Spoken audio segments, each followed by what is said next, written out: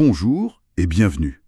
Aujourd'hui, on se penche sur une figure vraiment marquante, mais parfois un peu méconnue du XIIIe siècle.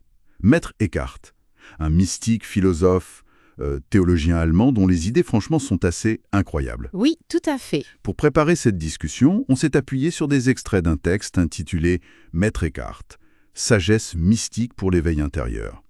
Notre objectif, c'est un peu de décortiquer ces enseignements clés, de voir ce qu'ils veulent dire et comment ils nous parlent encore aujourd'hui.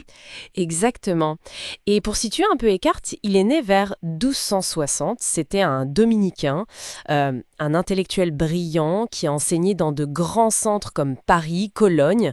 Mais ce qui le distingue vraiment, c'est sa dimension mystique. Il cherchait une union directe, intime avec Dieu, bien au-delà des dogmes en fait. Une expérience directe. C'est ça. Et ces sermons, ces écrits, ils ont vraiment, disons, bousculé la vision traditionnelle de Dieu et de la vie intérieure à l'époque. Alors, plongeons un peu là-dedans. Le premier point qui frappe, c'est cette idée que Dieu, ou le divin, n'est pas quelque chose d'extérieur, mais qu'il se trouve au plus profond de chacun de nous. Oui. Il parle de cette étincelle divine, c'est ça? Le Göttliche Funke. Exactement, le Funklein, la petite étincelle. Pour Eckhart, ce n'est pas juste une jolie image ou une croyance, c'est une réalité vivante, présente au cœur de chaque être humain, une sorte de point de contact fondamental avec le divin qui est déjà là. D'accord.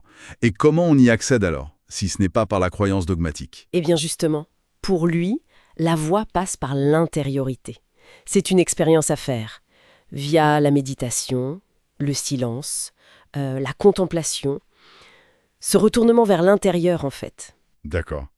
Et là, on touche à un autre concept clé qui est peut-être plus exigeant, le détachement radical, la Gelassenheit. Ça devient intéressant là. Ah oui, la Gelassenheit, c'est central chez lui. C'est bien plus qu'un simple lâcher-prise un peu passif. C'est, comment dire, un véritable désencombrement de l'esprit. Désencombrement. Oui, se détacher activement de l'emprise de l'ego, des désirs constants, de l'attachement aux résultats de nos actions. Et même, et c'est là que c'était très audacieux pour son temps, se détacher de nos propres idées figées sur Dieu, nos concepts, nos images. Ah oui, quand même. Se détacher même de sa propre idée de Dieu. Voilà, pour laisser la place à ce qui est vraiment, au-delà de nos constructions mentales. C'est pas une forme de vide morne, hein, mais plutôt une disponibilité, une ouverture vibrante. Pour Eckhart, c'était ça, la vraie liberté intérieure. Je vois. Et c'est une idée qui, d'ailleurs, lui a valu pas mal de soucis avec les autorités ecclésiastiques, forcément. J'imagine. Donc ce détachement, ça crée un espace intérieur. Et que se passe-t-il ensuite dans cet espace? Eckhart utilise une métaphore très forte. Naître Dieu en soi. Qu'est-ce que ça signifie? C'est une image magnifique et très profonde de la transformation intérieure.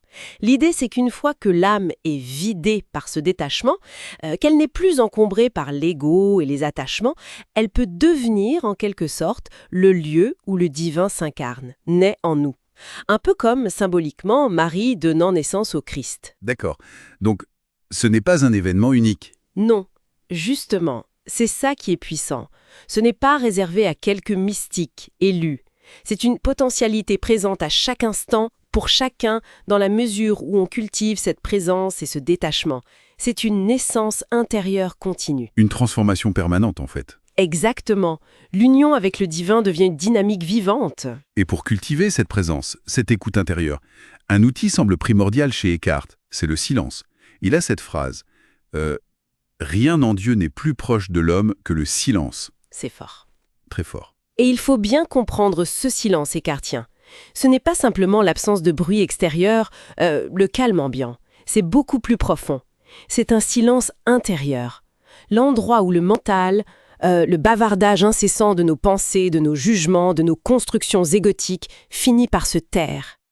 L'arrêt du bruit intérieur. C'est ça, et c'est dans cette quiétude-là, dans cette attention silencieuse, que cette fameuse étincelle divine peut être perçue, entendue. C'est une forme de prière très pure pour lui, une écoute active de cette présence au cœur de soi.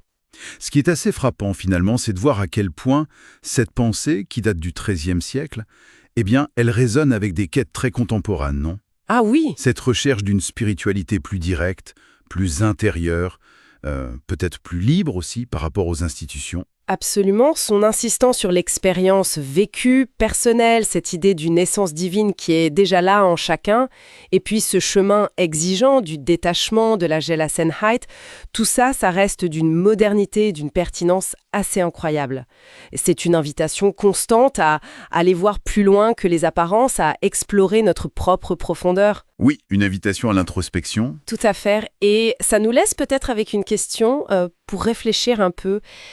Si, comme le suggère Eckhart, le noyau de la réalité divine se trouve déjà en nous, accessible par ce silence intérieur et ce détachement, alors quelle valeur on accorde ou quelle valeur on devrait accorder à toutes nos quêtes extérieures, que ce soit la quête de savoir, de succès, de reconnaissance, par rapport à cette exploration intérieure, à cette culture de notre propre jardin intérieur pour arriver à une compréhension plus authentique peut-être? Excellente question pour terminer. Ça donne à réfléchir.